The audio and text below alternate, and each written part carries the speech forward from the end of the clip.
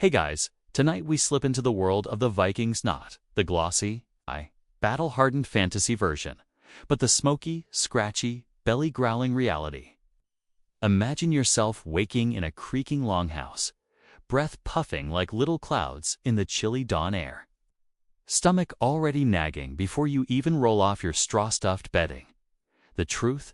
Viking mornings weren't heroic. They were hungry. They started with food, or the lack of it, and survival depended on how much stale bread was left in the chest. And spoiler, if you're not ready for dense barley loaves and sour ale instead of frothy cappuccinos, you probably won't survive this lifestyle for more than a week.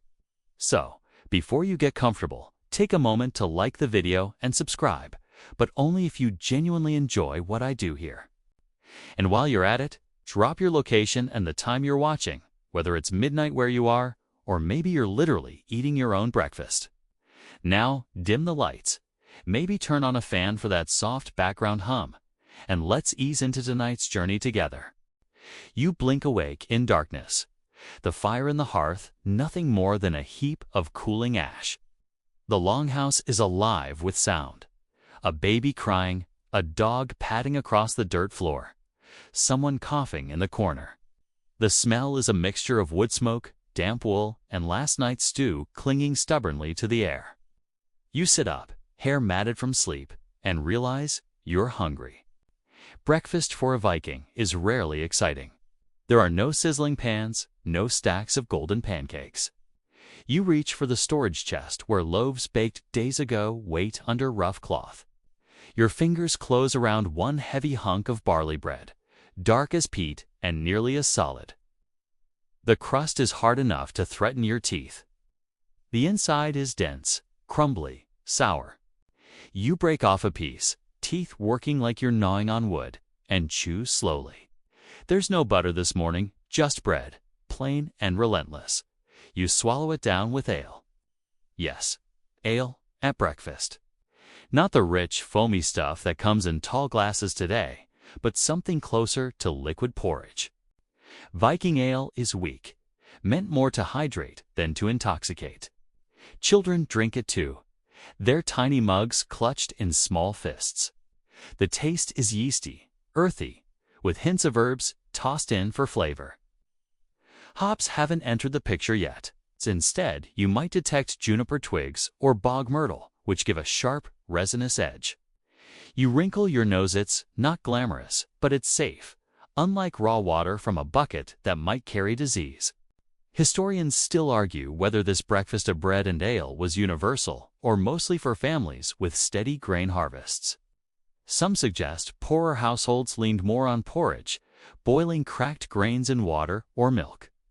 But the archaeological record shows plenty of charred barley loaves in Viking hearthstones, flat and sometimes even pressed with fingerprints, frozen in time. Those prints feel strangely intimate, as though someone just like you was shaping breakfast for their family one cold morning 1,000 years ago.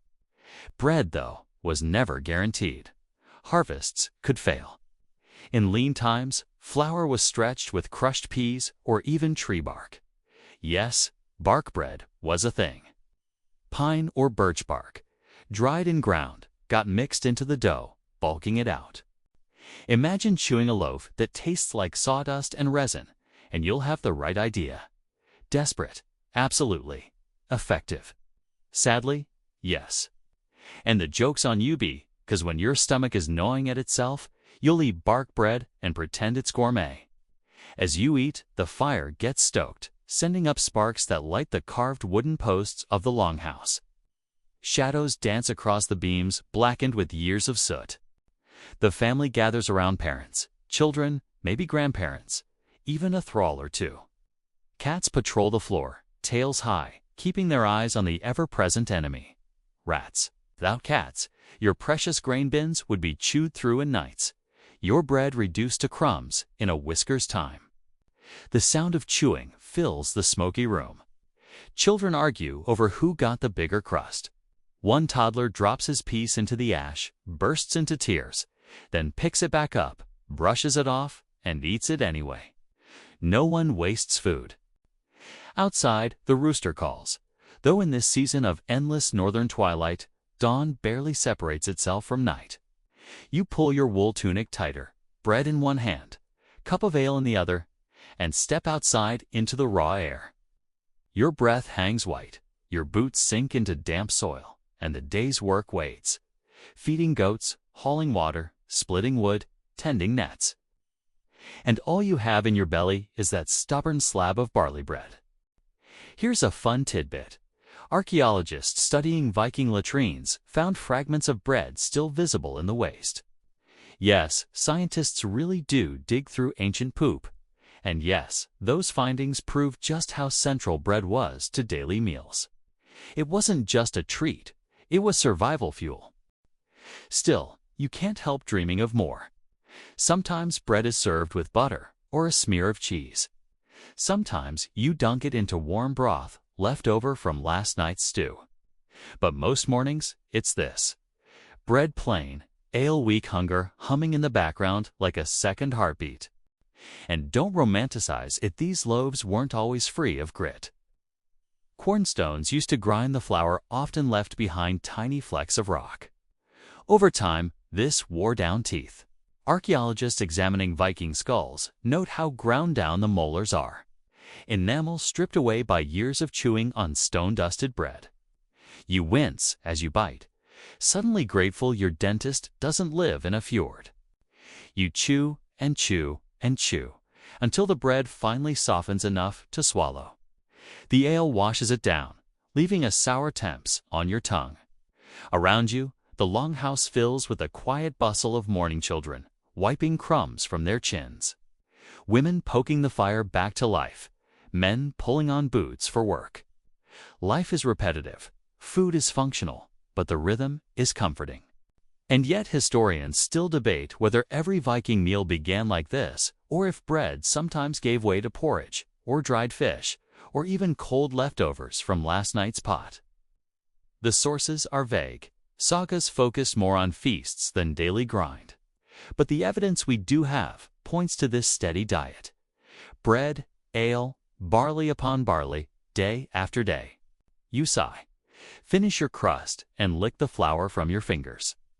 Already, your body aches for something more substantial. But that will come later. Maybe a stew at midday. Maybe fish from the fjord if the nets are kind. For now, breakfast is over, and your chores are waiting. You glance at the last ember glow in the hearth before stepping out into the morning. Your stomach is fuller, but only just. The Viking day has begun. You step back into the longhouse after finishing your early chores, cheeks stinging from the bite of northern air. Fingers stiff from tugging frozen ropes and scattering feed for the chickens. Your stomach complains loudly. Leads clear the small piece of barley bread from earlier wasn't enough. That's where porridge comes in. For the Vikings, porridge is the universal answer to hunger. Filling, flexible, and endlessly adaptable depending on what you can scrounge up. The fire in the center of the longhouse burns brighter now, fed with fresh logs. A wide iron pot hangs over the flames, bubbling slowly, steam curling upward into the rafters already heavy with soot. The smell is comforting warm grains, faintly sweet, with a whisper of goat's milk stirred in. You slide onto a bench, pulling your cloak closer around you. Eyes fixed on the pot as if your sheer willpower might make the meal arrive faster. Barley is once again the star. Vikings grew it because it survived the harsh climates where wheat often failed. Oats sometimes joined the mix, rye if you were lucky, but barley was the backbone. In the pot, the grains swell and soften, forming a porridge thick enough that your spoon could almost stand upright in it.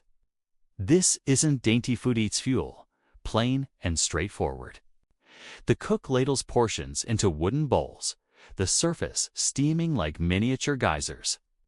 You cradle yours in your hands, letting the warmth seep into your frozen fingers.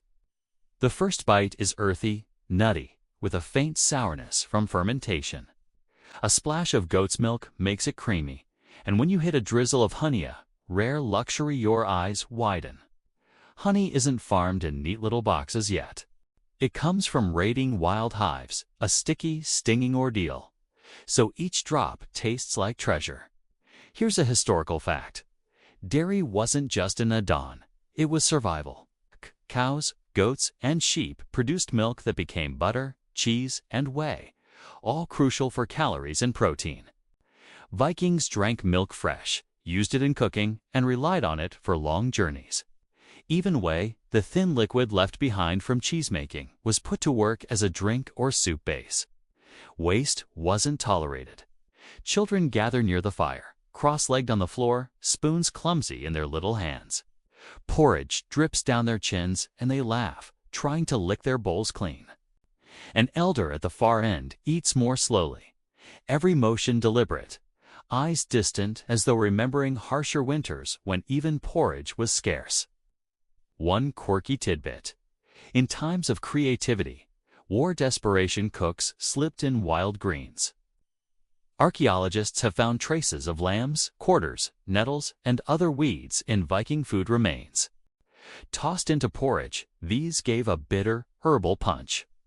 Think of it as history's first superfood smoothie, except instead of blending kale and protein powder, you're chewing nettles with your barley mush. Another odd detail. Porridge could be eaten hot in the morning or allowed to cool into a stiff cake for later. People wrapped chunks in cloth or stuffed them into bags to carry on journeys. Imagine biting into a cold lump of yesterday's porridge during a long day of fishing. It's not Instagram-worthy, but it fills the hole in your belly. As you chew, you remember hearing neighbors debate their porridge techniques. Some claim adding dried fish makes it heartier. Others gag at the thought. Historians still argue whether porridge was ever routinely fortified with fish, or if such stories are exaggerated. It's plausible, though. Vikings weren't picky. They ate whatever was available, especially during lean months. The sound of spoons clinking against wooden bowls fills the smoky hall. Dogs lurk nearby, eyes locked on any droplet that might spill. A child drops half a spoonful, and in a blink, a shaggy mutt licks it up, tail wagging triumphantly. Nobody scolds him. Everyone understands that food, even in slivers, is precious. Your spoon scrapes the bottom of your bowl, but your body feels steadier now. Bread may have started your day, but porridge grounds it. The warmth spreads through your chest, down to your toes, quieting the gnawing ache in your stomach. You sigh in relief, though you know the feeling won't last.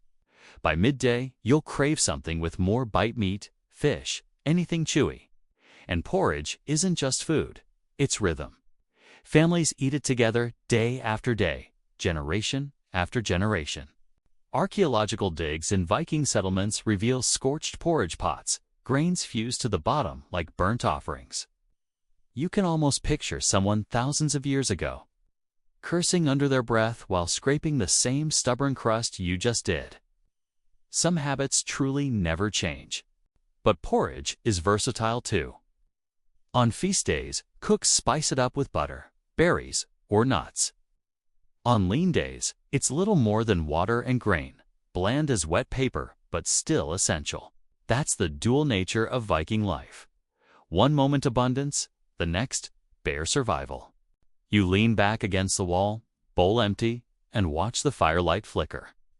Above, smoke curls lazily into the rafters where fish and meat hang to dry, silhouettes swaying like dark ghosts. The smell mingles with the porridge steam, making your imagination wander toward the next meal. But for now, you are content. Spoon resting against your lips, body warmed from within. This simple porridge, barley boiled until soft, stirred with milk, maybe kissed with honey, isn't glamorous. It won't win any cooking competitions, but it's dependable, adaptable, and quietly heroic. For Vikings, it was as much a companion as their ships or axes. Without it, mornings would be unbearable, and survival itself would wobble on thin ice. So you set down the bowl, wipe your hands on your tunic, and stretch. The day calls, and the porridge has given you enough strength to meet it head-on. The sun is barely peeking over the horizon, and already the longhouse is alive with motion. You trudge through the damp straw scattered across the floor, toes sinking slightly into its softness. Outside, the smell of wet earth mixes with smoke, and the clatter of pots and pans signals that breakfast is underway. For Vikings, mornings aren't leisure, they're practical, a ritual of survival and preparation. The first meal of the day must set the tone. Fuel for work, energy for thought, strength for life in a harsh landscape. The table is simple, rough-hewn, but already dotted with bowls of steaming porridge.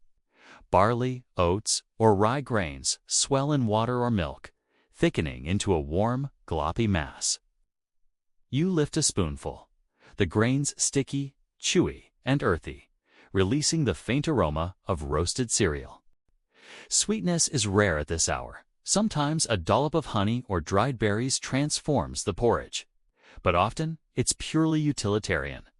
Every bite counts. Fact check. Vikings typically ate porridge for breakfast, often supplemented with milk, butter, or occasionally berries. It was filling, easy to prepare, and provided calories for long hours in the fields or on the sea. Some sagas even suggest that porridge could double as a meal for the whole family when combined with leftover grains or scraps of meat. Outside, children chase chickens through the yard, scattering them with squeals of delight. If you watch them pick up scraps of bread and porridge, tossing them to the birds. It's a chaotic scene, but functional. Nothing goes to waste. Even crusts and stale bits are valuable. A small dog pads along, eyes bright, tail wagging, waiting for crumbs to drop. You notice the rhythm of life here. Each family member contributes, each animal participates, every scrap has purpose. Quirky tidbit. Sometimes Vikings added a pinch of seaweed or crushed herbs to their morning porridge, for flavor or perhaps superstition to ward off illness. Historians still argue whether this was common practice or mostly regional experimentation. Either way, the result smells faintly briny, an unusual start to the day, and yet strangely grounding. As you spoon another mouthful, your gaze drifts to the butter churn in the corner. A woman pushes and pulls a wooden plunger, working slowly but steadily. Fat separates from the milk with rhythmic precision, turning into butter, a luxury for some, a daily necessity for others. Butter doesn't just enrich food, can be spread on bread, melted into porridge, or even used in cooking fish and meat. You dab a bit onto your cereal, feeling the smooth richness coat your tongue. Meanwhile, someone is preparing dried fish for the table. Strips of cod or herring hang from a rack over a low fire, releasing a pungent, smoky aroma. You wrinkle your nose, but take a cautious bite. The taste is intense, salty, chewy, almost chewy leather-like, but once swallowed, it provides a surge of protein and energy. This is the real Viking breakfast. Grains for bulk, dairy for fat, and preserved fish for muscle power. Without it, the day would be a slog through cold winds and heavy labor. Children scramble for small pieces of smoked meat, their tiny hands fumbling, laughter echoing across the longhouse. A boy snatches a strip of fish, waving it triumphantly before taking a bite. The texture fights him, but he perseveres. You remember the first time you tried dried fish yourself, tough, salty, and oddly satisfying. Each chew builds patience, resilience, and a quiet pride in endurance. Fact check.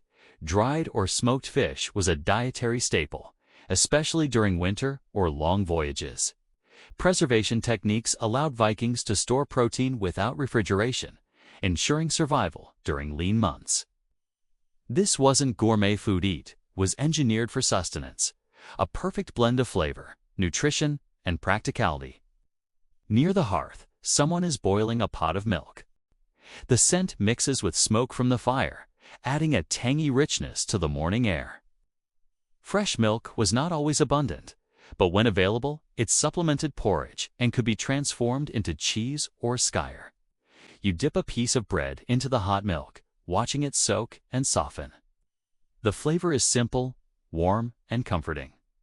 Even a small taste provides a quiet energy boost, a gentle start to a demanding day. Quirky tidbit. Vikings sometimes flavored their milk with herbs or wildflowers. Some scholars speculate this was medicinal, while others suggest it was purely for taste.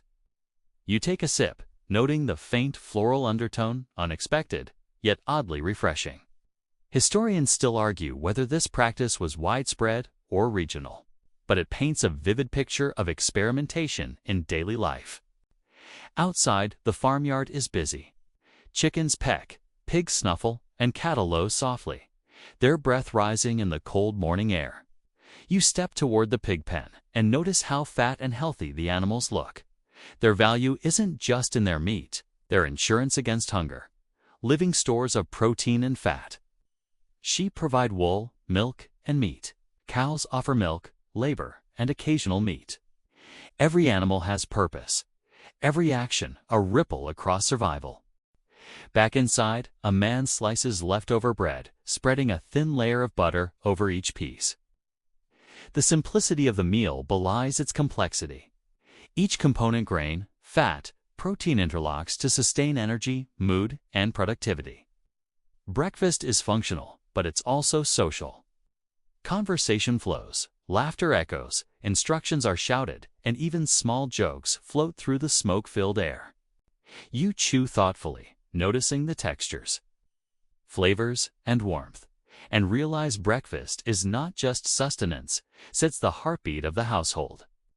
Historians still argue whether Vikings had formal meal structures or ate more opportunistically, depending on available resources and seasonal cycles.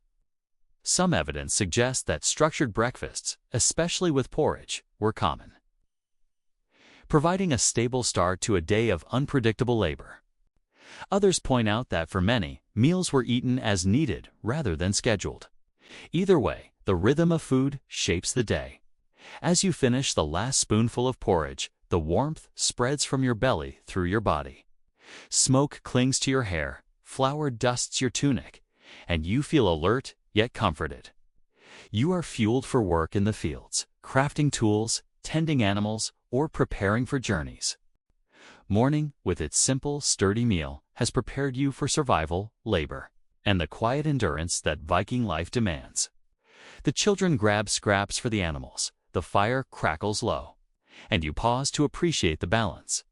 Grains for energy, dairy for fat, fish for protein, herbs for subtle flavor, and honey for a hint of sweetness. Each bite is practical, deliberate, and part of a continuum stretching from generations past to the present moment. Breakfast may be modest, but it's a masterpiece of efficiency, flavor, and survival instinct. The morning's labor fades as the sun climbs higher, and your stomach begins its gentle rumble for the second meal of the day. Vikings didn't linger between breakfast and dinner. They understood that work demanded energy, and energy demanded food. Midday meals were practical, often eaten in the fields, on boats, or near workshops. You step outside into the crisp air, the scent of tilled soil and smoke from the longhouse mingling. The day ahead promises chores, errands, and sometimes even a short raid. So what you eat now matters. A simple loaf of coarse bread is pulled from a sack. Dense and slightly gritty, it cracks under your fingers. You break off a chunk and taste the familiar, hearty flavor. This bread isn't dessert, it's fuel, filling the belly, steadying the body, and carrying you through hours of effort. Spread lightly with butter or a smear of fish fat, it transforms into a portable meal. You tuck a few pieces into a cloth bundle, ready for later, knowing that a snack might be needed when labor intensifies. Fact check: Vikings typically ate a midday meal of bread, cheese, porridge, and dried or salted fish. Meals were designed for practicality, to sustain energy over long hours rather than to impress. Bread, especially rye or barley, was versatile, used for dipping in soups, filling sandwiches with meat or cheese, or simply eaten on its own. Nearby, a pot of fish stew simmers over the embers. You lean closer, inhaling the smoky, briny aroma. Bits of dried fish are softened by water, flavored with herbs, and occasionally enriched with scraps of meat or marrow. The stew is simple, yet nutritious, a concentrated source of protein and fat for people working long days. You dip a spoon into the broth, feeling the warmth spread through your chest, then chew thoughtfully on the softened fish. Its texture is chewy, Its flavor strong, but it fuels muscles and nerves alike.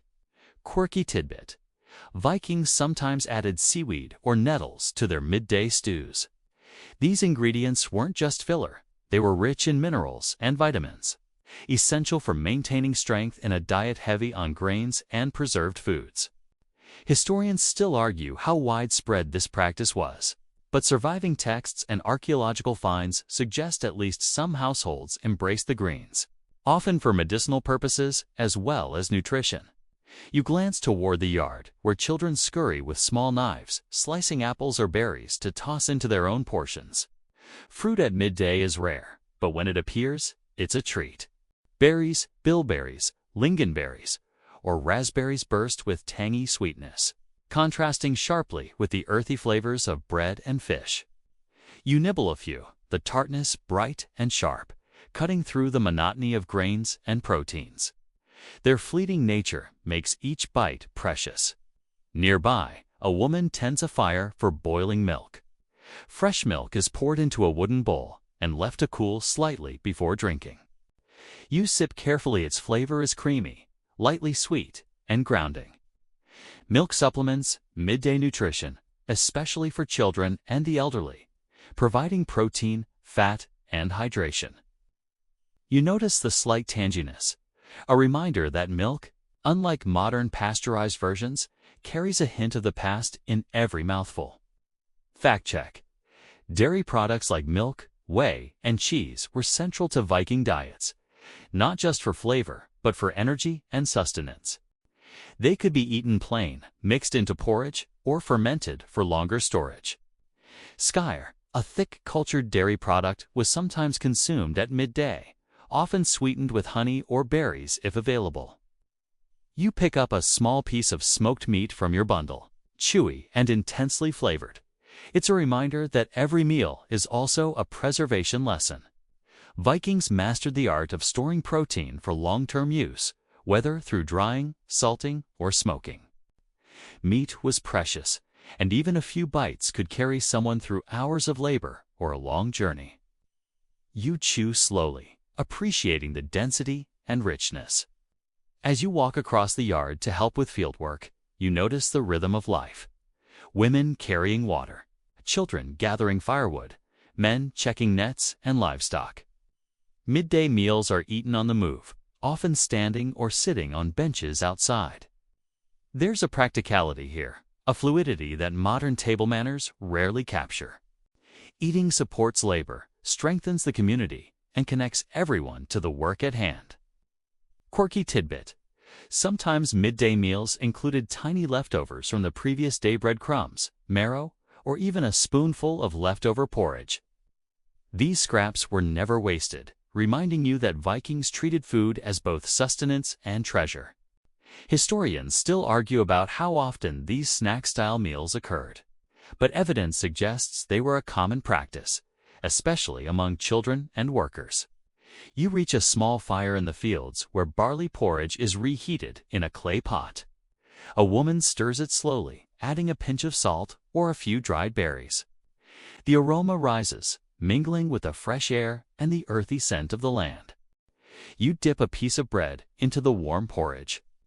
The contrast of textures satisfying: chewy bread, soft grains, and the faint sweetness of berries.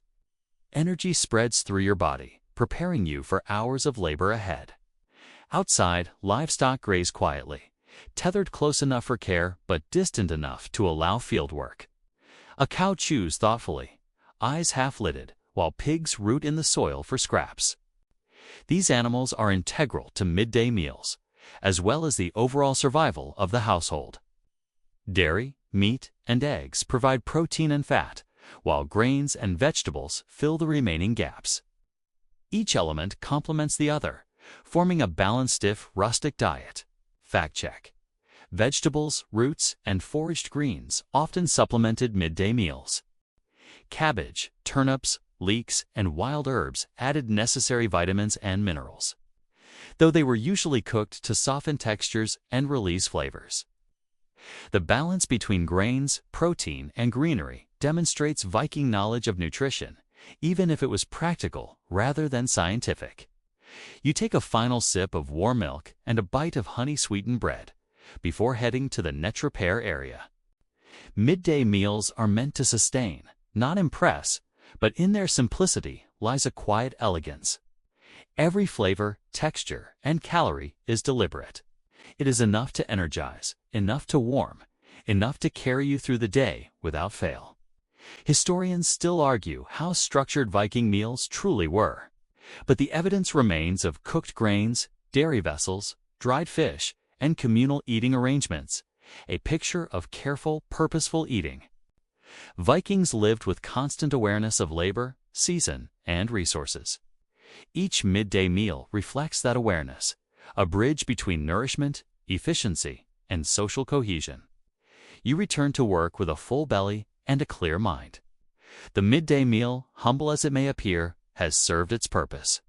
It fuels your body, sharpens your senses, and reinforces the rhythms of Viking life.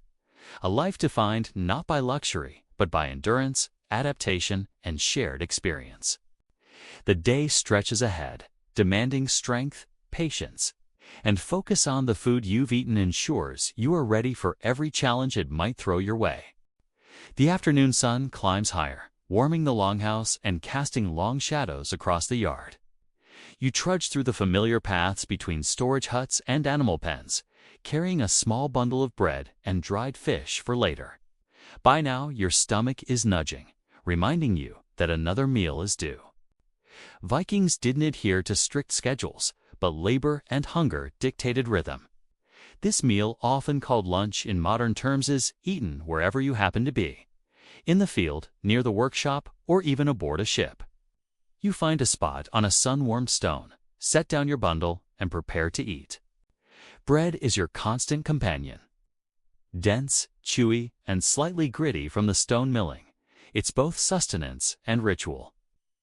You tear off a chunk and chew thoughtfully, feeling the familiar texture rough against your teeth. This bread, whether rye, barley, or a mix, holds the flavor of home and the labor of those who milled and baked it. Spread with a bit of butter or smeared with leftover marrow, it transforms into a small feast in your hands. You wrap a few pieces in cloth for later, because Vikings respected the portability of food. Nothing edible was wasted. Fact check. Vikings relied heavily on bread for daily sustenance, often pairing it with butter, cheese, or dried fish. Bread was versatilely used as a utensil for scooping porridge, dipping into stews, or simply eaten alone. Its preparation required skill and endurance, as grains had to be milled, kneaded, and baked without modern ovens. Nearby, a small clay pot simmers over a portable fire. You stir a simple stew of dried fish, onions, and herbs. The aroma is smoky, earthy, and comforting. The fish, rehydrated in hot water, softens and releases flavors that mingle with the subtle sweetness of the onion. You scoop a portion into your bowl, noting the way it warms your hands as well as your stomach. This stew is practical, portable, and rich in protein essential for anyone working long hours in the fields or repairing ships. Quirky tidbit. Vikings occasionally added seaweed, nettles, or wild herbs to their stews, not only for flavor but for nutrition. Certain greens were believed to boost strength, aid digestion, or even protect against ailments. Historians still argue whether these additions were medicinal, experimental, or simply a way to extend meals when resources were scarce. Either way, the result is a flavor that's unmistakably northern and earthy.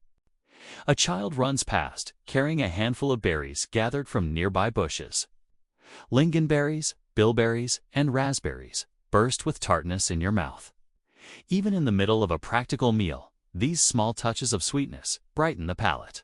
You pop a few into your mouth, the contrast of sharp fruit against hearty bread and fish creating an unexpectedly complex flavor. These moments remind you that Viking meals, while primarily functional, were not devoid of pleasure.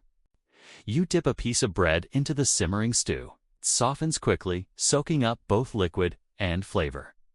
The grains chew beneath your teeth, complementing the saltiness of the fish and the subtle bitterness of herbs.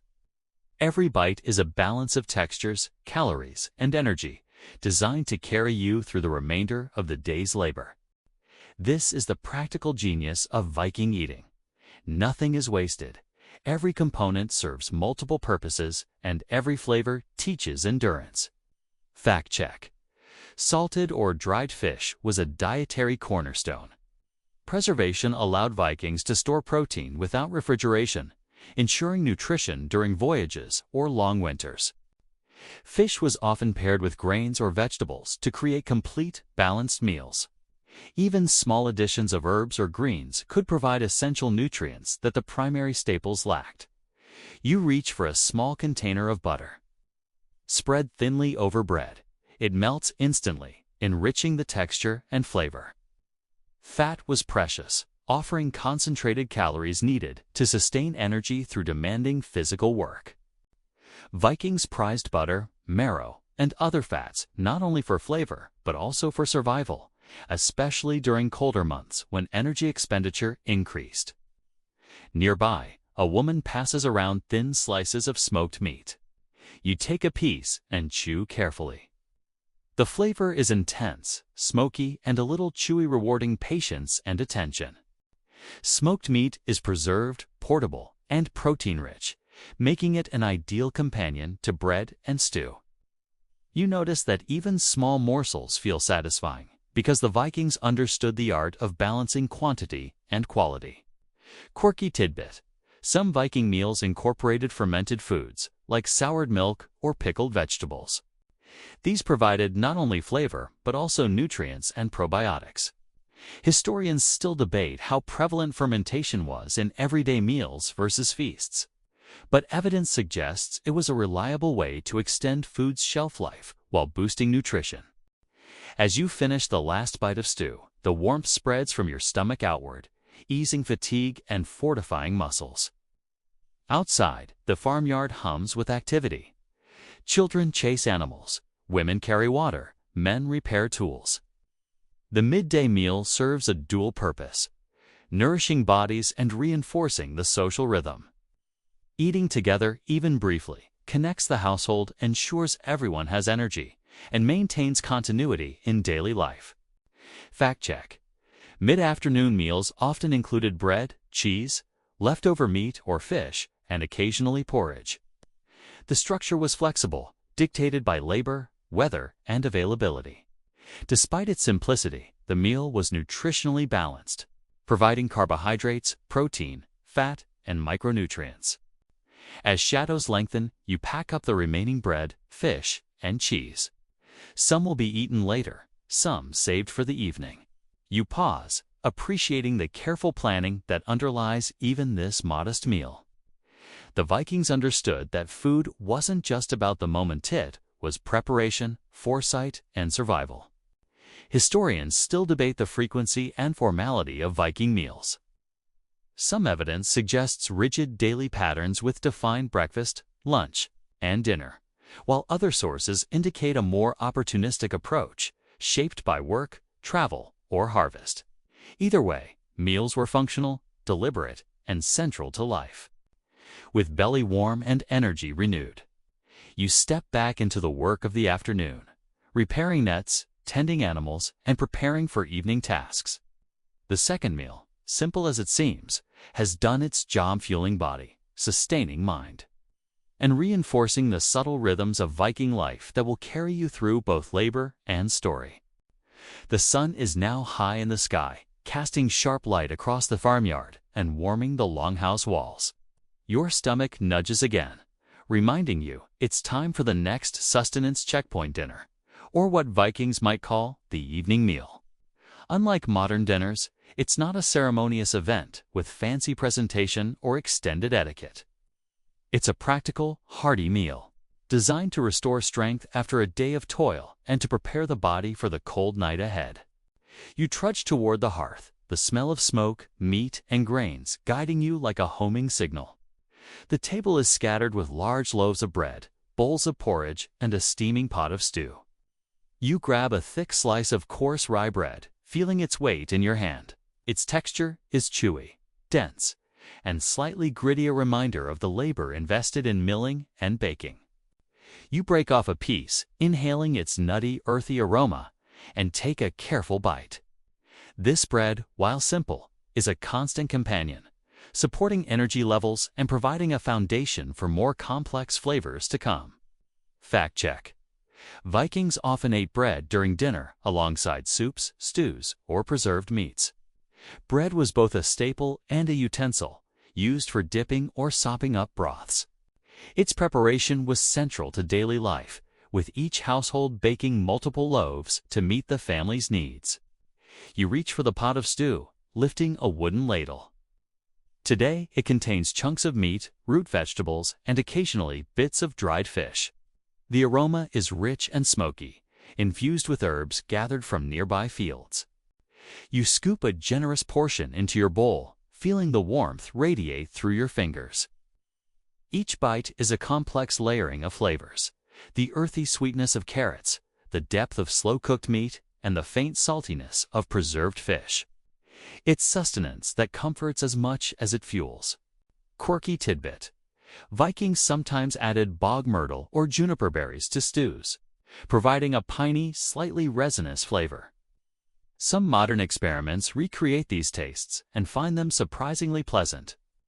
Historians still argue whether these additions were commonplace or mostly experimental, but their presence shows that Vikings played with flavors and not just survival. Near the fire, a woman stirs a pot of boiling milk. Fresh milk is poured into bowls for drinking, and some is set aside to thicken into skyr.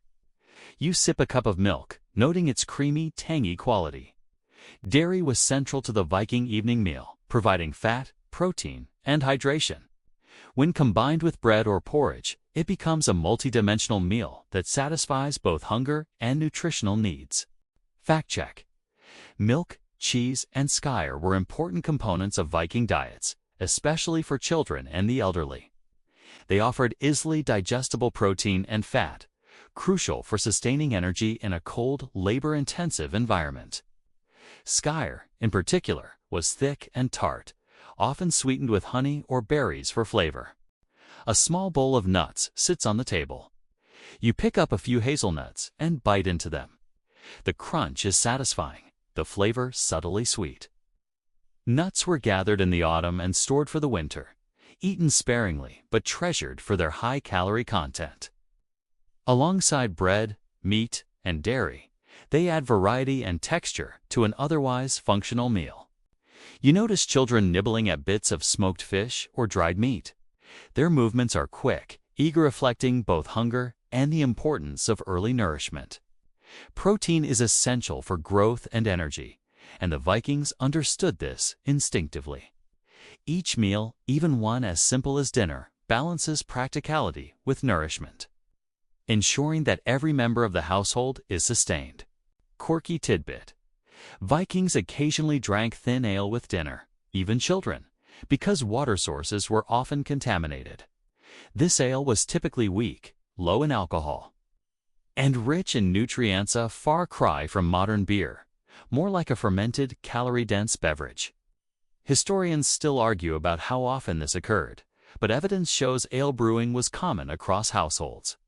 Outside, livestock graze calmly in the fading daylight, the lowing of cows and bleating of sheep forming a quiet background to domestic life. These animals contribute to the evening meal both directly and indirectly: milk, meat, and cheese for sustenance, hides and bones for clothing and tools. Each component of Viking life is interconnected. Dinner is both a moment of rest and a culmination of careful planning and labor.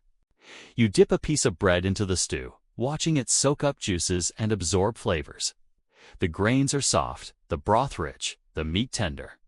Each mouthful delivers not just calories, but a sense of fulfillment, a reward for a day's work and preparation for the night to come.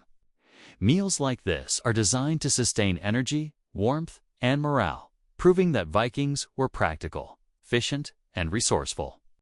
Fact check: root vegetables like carrots, turnips, and leeks were staples of the evening meal. Combined with grains, dairy, and meat, they provided essential vitamins and minerals that supported overall health. Even in harsh climates, Vikings maintained a balanced diet that emphasized endurance and resilience. You glance toward the hearth, where a small fire crackles steadily. Evening meals were communal, fostering conversation, storytelling, and bonding. The dinner table is as much about social cohesion as nutrition. You overhear a tale of a long voyage, a fierce storm, and a clever solution using preserved fish. Laughter erupts, punctuated by the clink of wooden cups. Meals nourish both body and spirit, sustaining community, morale, and shared memory. Quirky tidbit. Sometimes Vikings ended dinner with a small treat: dried fruits, honey, or a handful of berries. Sweetness was rare and precious, often reserved for special moments. Yet even a tiny taste could transform a practical meal into a small celebration. Historians still debate how common such treats were for ordinary households versus chieftain households. As the last pieces of bread are consumed and the stew bowls emptied, the longhouse settles into a comfortable rhythm. Children curl near the fire, stuffed and content, while adults plan for the night, tending animals, securing the longhouse, preparing small tasks for the morning. Dinner isn't just food, it's a pause, a marker between work and rest, a ritual of sustenance and togetherness. Fact check. Archaeological evidence from Viking settlements supports this structure of evening meals: bread, porridge, preserved fish, dairy, and occasional meat. Meals were designed to balance calories, nutrition, and ease of preparation. Even in modest households, the structure remained practical and effective. You lean back, hands resting on the table, feeling warmth from the fire and satisfaction from the meal. Each bite, sip, and morsel has carried you through the day, connecting survival, taste, and community. The Vikings' evening meal is more than just food. It's strategy, tradition, and comfort all woven together, preparing body and mind for the long night ahead. The longhouse is quieter now as shadows lengthen, but life doesn't completely pause. Evening stretches onward, and a final small meal or snack often punctuates the day. Vikings understood the importance of topping off energy before night fully sets in, especially during colder months or long voyages. You find yourself seated near the dying fire, the air rich with lingering smoke, earthy scents from earlier meals, and a faint sweetness from honeyed treats stored for later. It's time to examine this understated part of the Viking diet: the evening snack, sometimes called supper in modern terms, though it is simpler and more functional than the word implies. A small bowl of porridge sits before you, cooled slightly from the morning's cooking, thickened and left to rest. You scoop a spoonful, noticing the soft, chewy grains. This is not a luxury, it is sustenance, a reminder that Vikings maximized every resource. The porridge may be plain or sweetened with a drizzle of honey, or occasionally mixed with dried berries scavenged from hedgerows. Each bite provides slow-release energy, easing digestion and preparing the body for rest. Fact check.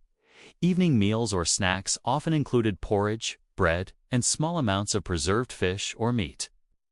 These were not lavish affairs, but they provided necessary calories after a day of work and before the long night's sleep. Archaeological finds show charred grains and remnants of simple stews in households across Scandinavia, suggesting a continuity of practical, energy-focused eating. You reach for a small slice of rye bread, dense and slightly dry. Tearing it into manageable pieces, you nibble thoughtfully. Bread serves as both filler and delivery system for other flavors. Sometimes it's paired with cheese or a dab of butter. Occasionally, bits of smoked fish are added. Every bite balances carbohydrates, protein, and fat, supporting ongoing physical activity while also comforting the spirit. The simplicity is intentional. Evening meals were practical, efficient, and portable if needed. Quirky tidbit. Vikings occasionally flavored their evening porridge with herbs or even a small amount of dried seaweed. The taste is unusual to modern palates, slightly briny. Subtly bitter, but it's rich in minerals and nutrients, reflecting a careful understanding of the natural environment. Historians still argue whether these flavorings were widespread or regional experiments, but they show that Vikings treated food as both fuel and opportunity for culinary exploration. A small portion of dried fish accompanies your bread and porridge. You bite into it, chewing slowly. The flavor is strong and salty. The texture slightly tough but satisfying. Protein in the evening helps repair muscles and maintain stamina for the next day's labor. These preserved fish, sometimes smoked or salted, were essential in a diet where fresh meat was less readily available outside of feasts or chieftain households. Fact check. Dried, salted, or smoked fish was a dietary staple in Scandinavia, valued for its long shelf life and high protein content.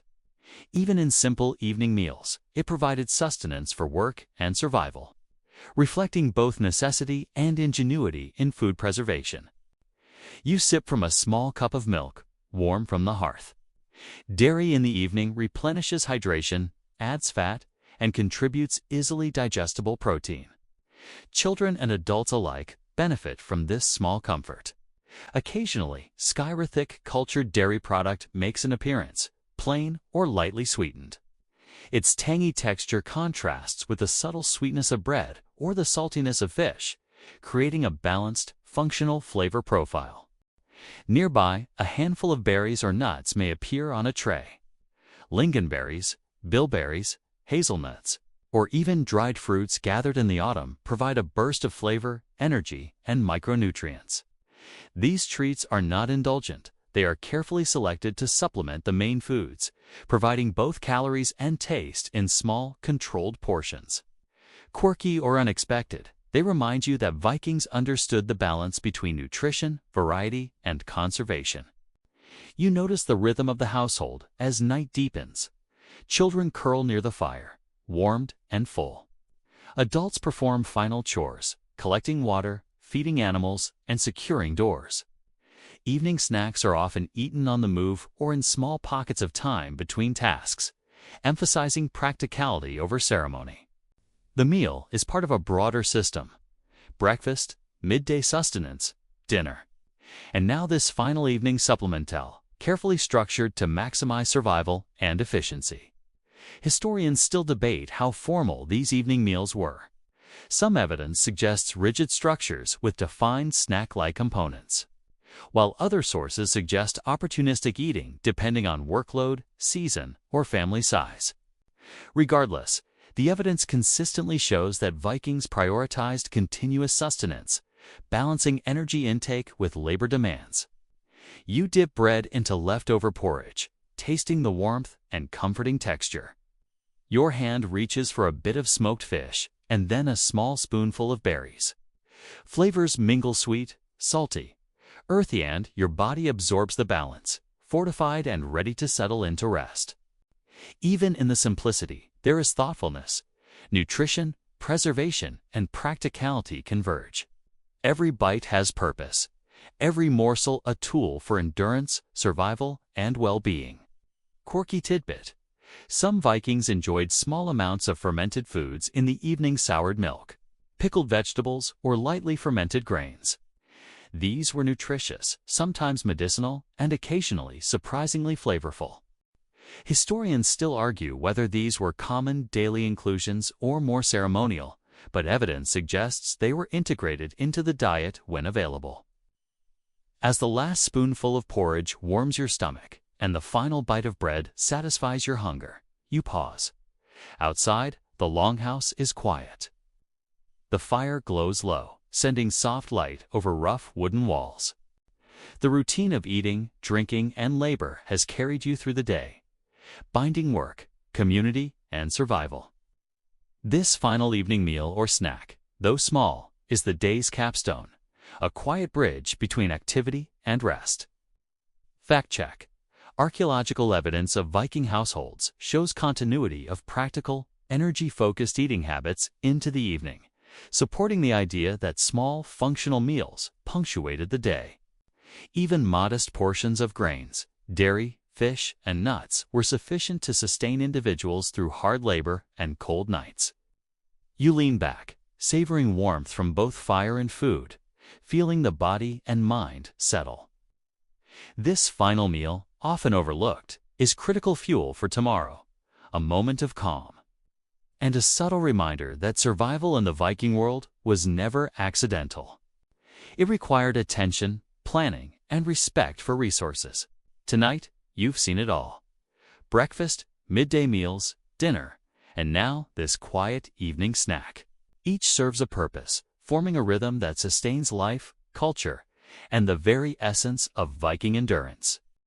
The longhouse is darkening now, the sun slipping low behind distant hills, and the day's final labors are winding down. You feel the weariness in your muscles, the subtle ache in your back, and the satisfied heaviness in your stomach. Evening is a time of reflection as much as nourishment, a period when the Vikings would consume what remained. Sometimes a small portion of food or drink to settle the body before sleep. This late evening snack may be modest, but it carries a weight of purpose. Energy for overnight tasks, warmth for cold nights, and sometimes even a quiet moment of comfort after the day's toil. A small pot sits near the dying fire, containing the last remnants of porridge from earlier meals. You scoop a spoonful, noticing its thick texture, lightly sweetened with a drizzle of honey or scattered berries. This isn't indulgence, it's efficiency. Every grain of barley or oat has been preserved, every drop of honey rationed carefully. You eat slowly, feeling the warmth spread from your stomach outward, settling the body after hours of work. The simplicity of the meal is part of its charm. No fuss, no ceremony, just sustenance. Fact check. Vikings often consume small amounts of porridge or bread in the evening, particularly in winter months, to maintain energy and warmth overnight. Archaeological finds in Viking longhouses show evidence of late evening consumption, suggesting that these small meals were an integral part of daily life. You reach for a thin slice of rye bread, its surface rough and nutty. Tearing it into manageable pieces, you chew deliberately. Bread was the backbone of most Viking meals, versatile, portable, and sustaining. Spread with a touch of butter or paired with dried fish, it becomes more than filler. It is a tool for survival. You tuck a few slices into a cloth bundle, imagining tomorrow's labor already shaping the day ahead.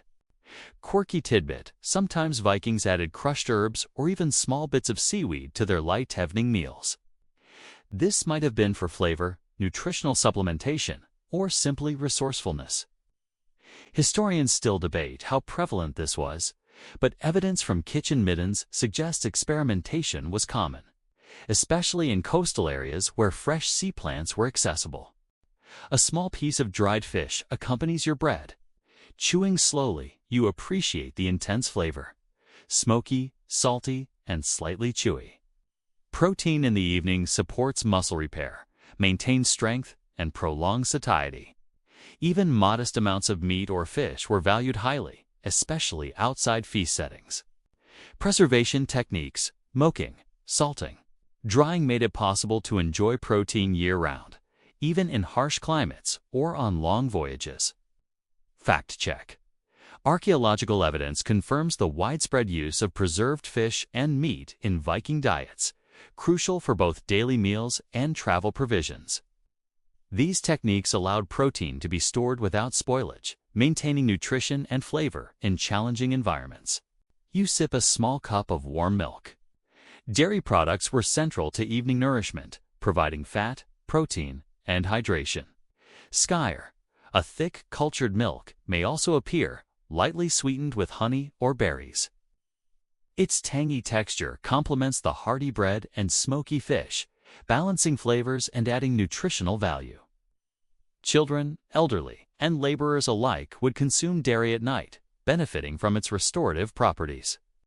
Outside, livestock settle into pens, lowing softly or snuffling in the straw. Animals contribute to late evening meals indirectly.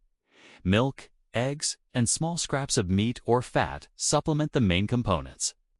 You glance toward the yard, noticing the rhythm of life, the quiet shuffle of feet, the occasional cough of smoke from the hearth, the soft murmur of conversation winding down.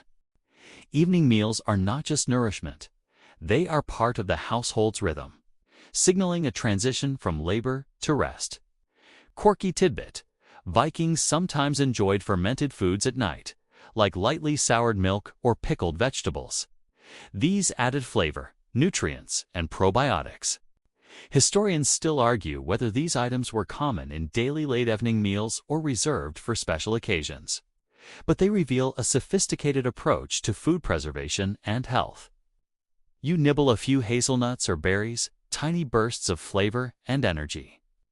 These are small, but they round out the meal, supplementing calories and providing micronutrients often lacking in grains and preserved proteins.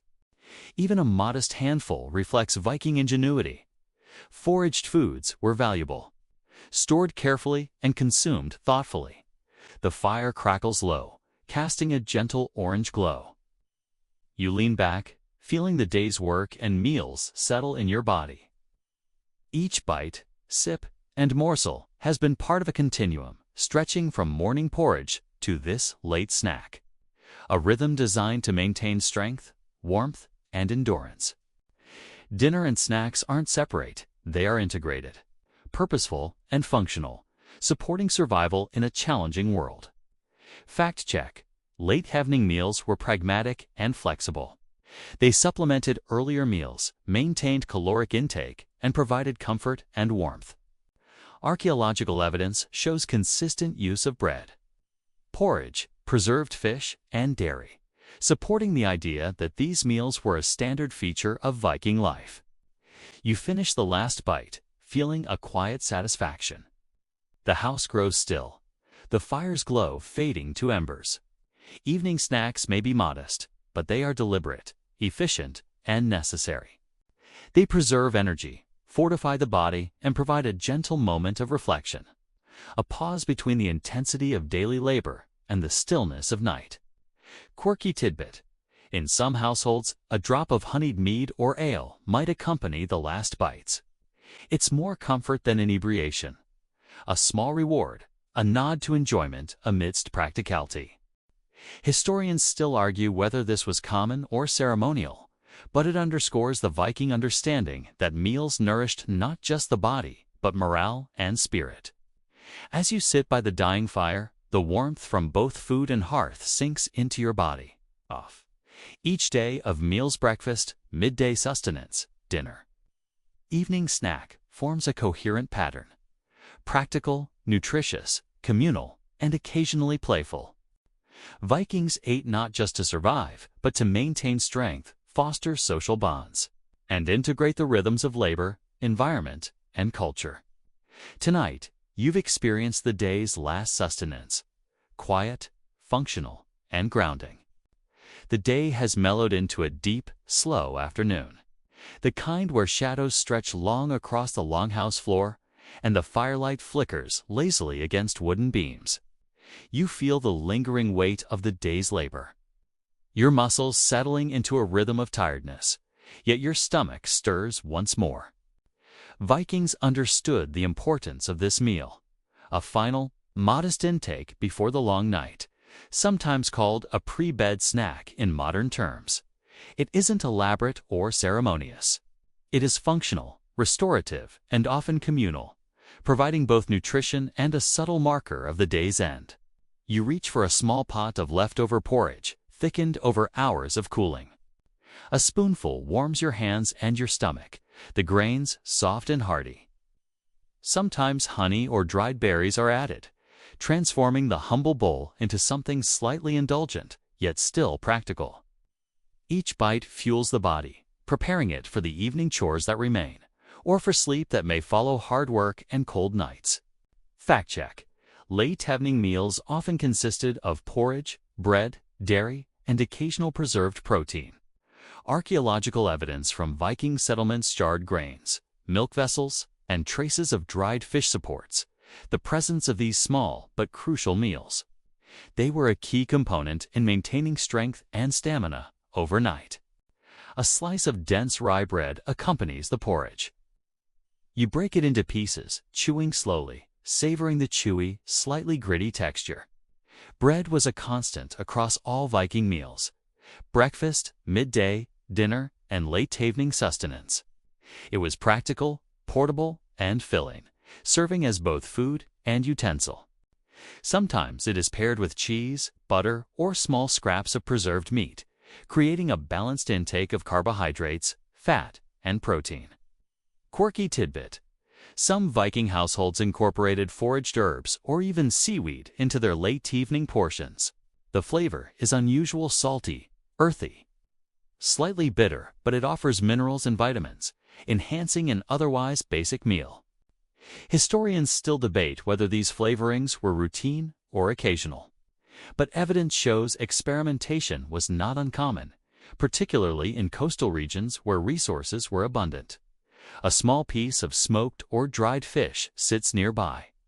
You bite into it carefully, appreciating the concentrated flavor. Salty, smoky, and chewy, it is a dense source of protein. Even small portions contribute significantly to energy reserves, muscle repair, and overall sustenance. Preservation methods like smoking and salting allowed Vikings to enjoy protein year-round, whether in settlements, during travel, or on long sea voyages. Fact check. Preserved fish was essential in the Viking diet. It provided a reliable, storable protein source, and was often eaten at multiple points during the day, including late evening, to ensure energy balance. The consistent use of fish reflects both necessity and resourcefulness. You sip from a small bowl of milk or skyr, the creamy tanginess complementing the smoky fish and hearty bread. Dairy is versatile. It provides fat, protein, and hydration, particularly important during colder months or after strenuous labor.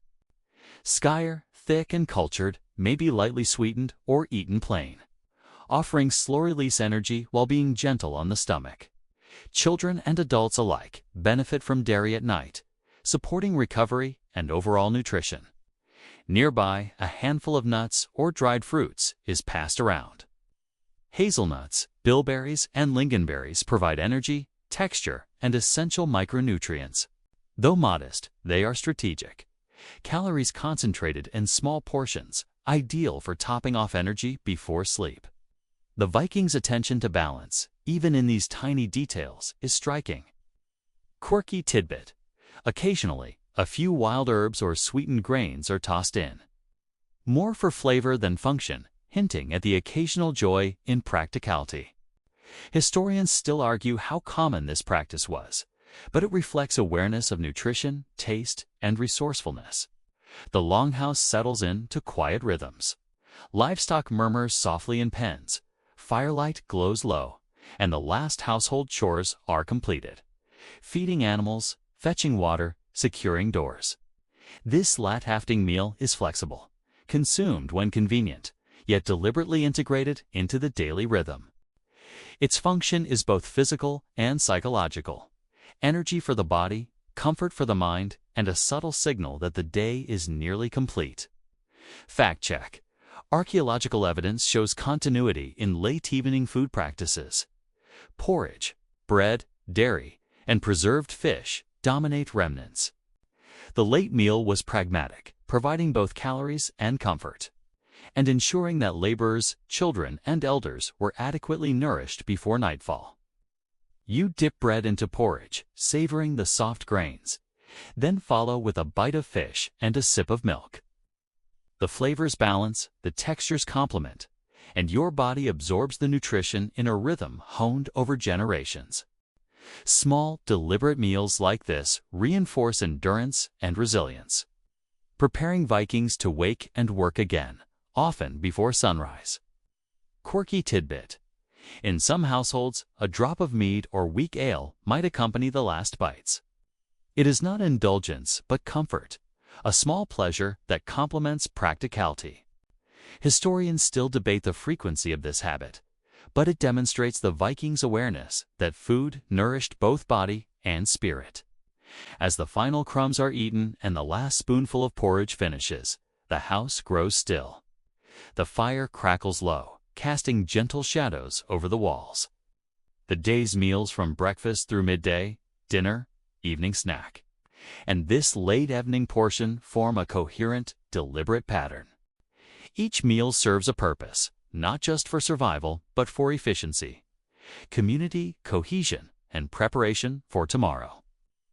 This last intake is a quiet punctuation mark, a pause that signals closure, restoration, and readiness. Fact check.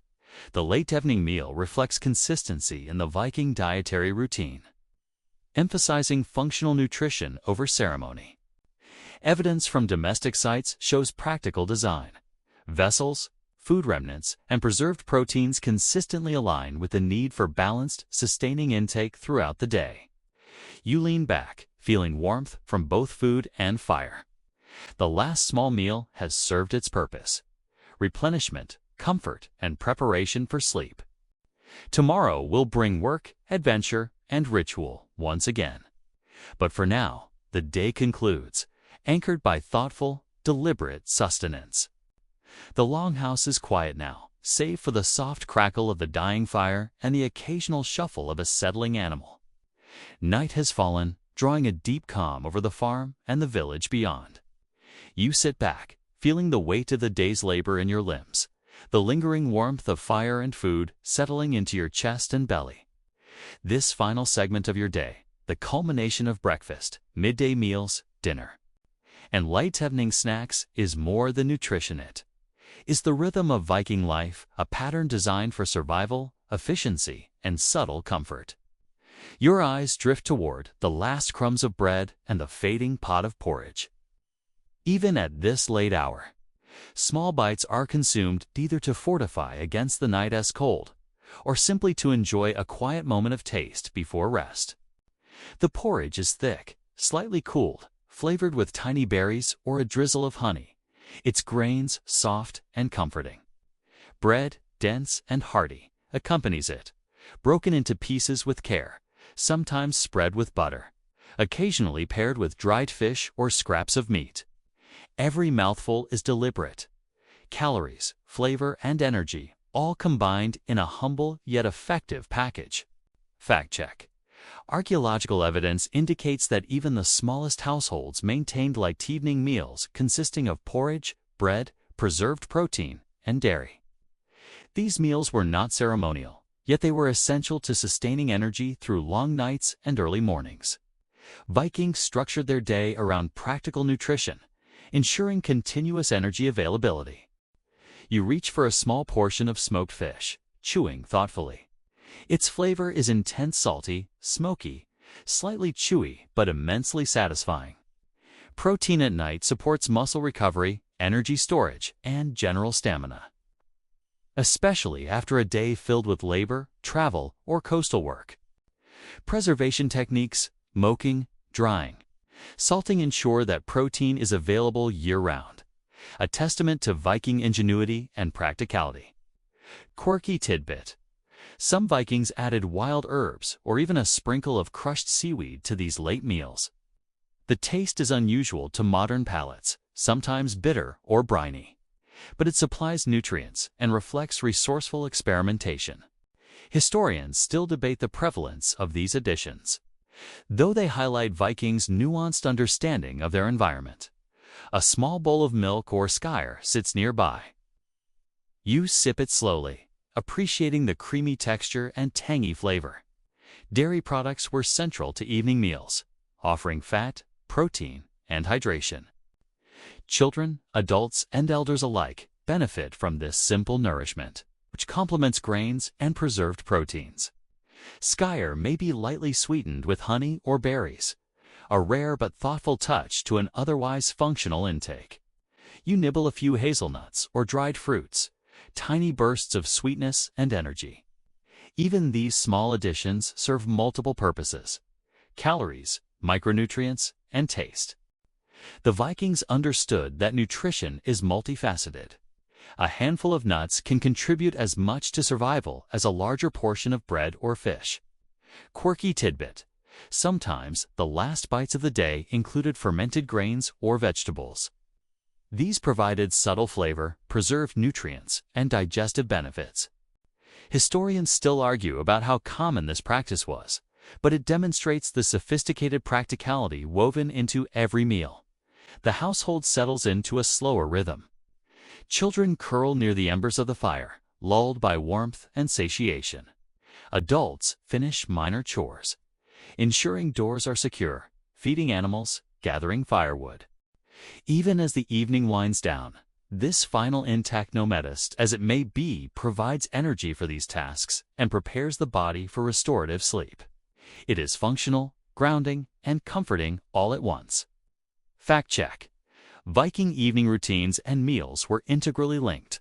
Archaeological evidence shows continuity in vessel types, preserved foods, and dairy products, reflecting a structured approach to nutrition. These meals, though simple, were balanced to support energy needs, labor demands, and environmental challenges. You dip bread into the remaining porridge, letting the soft grains soak up moisture, then follow with a small bite of smoked fish. The flavors combine: earthy, salty, slightly sweet, and warming. Each bite is deliberate, a careful negotiation of energy, taste, and practicality. Vikings ate for survival, yes, but also with a subtle appreciation for texture, flavor, and nourishment. Every meal, even the smallest, reinforces endurance, resilience, and the quiet satisfaction of having done one's work well. Quirky tidbit. Occasionally, a small amount of mead or weak ale accompanied these final bites. Not for intoxication, but for warmth and comfort, a nod to pleasure within practicality. Historians still debate its frequency, but it demonstrates Vikings' understanding that nourishment encompasses both body and spirit. As the final crumbs are consumed and the fire's glow fades to embers, a hush settles over the longhouse. The day's meals, from morning porridge, midday sustenance, dinner, evening snack, and now this final intake, form a coherent cycle of energy and survival. The Vikings' pattern of eating was deliberate, balancing practicality, community, and nutrition. Even simple foods are part of a broader philosophy. Nothing wasted, everything purposeful, each bite sustaining labor, health, and connection. Fact check. Continuous, structured eating habits in Viking households were central to survival and efficiency. Each meal was part of an integrated system, providing carbohydrates, proteins, fats, and micronutrients at intervals suited to labor and environmental demands. The evidence, from charred grain to preserved fish, reflects deliberate daily planning and practical ingenuity. You lean back, firelight dancing across wooden walls, the warmth of food settling deep into your body. Tonight, you've traced the Viking day from sunrise to nightfall, from porridge to the final evening morsel. Meals were not indulgent, they were functional, communal, and sometimes subtly joyful, but they anchored life, labor, and culture. This last intake, modest though it is, signals the close of day, readiness for sleep, and anticipation of labor and sustenance to come. The fire is nearly gone now, its light dimming into the softest glow, like a heartbeat slowly fading into sleep. The air has cooled, but it carries with it the comforting weight of smoke, bread, and faint sweetness. Around you, the longhouse is hushed, the rhythm of breath and the settling of bodies creating a quiet lullaby. Even the animals seem to know the day has ended, their movements stilled, their presence steady and warm.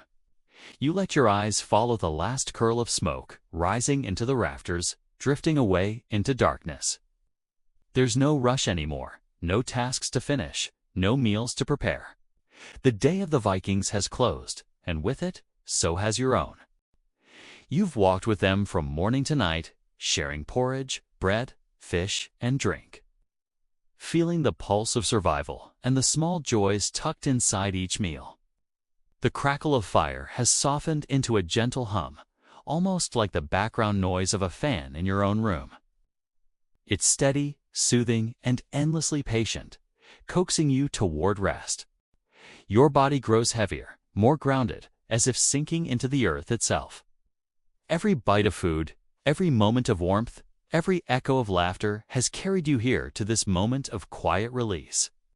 Now there is only the slow rhythm of your breath, the steady beat of your heart, and the peaceful certainty that tomorrow will bring another day, another story, another chance to begin again. Let your thoughts drift like embers, carried upward, fading softly into the night sky. Sleep is waiting for you, calm and generous, ready to carry you far beyond the firelight. Rest now. You've had enough for tonight.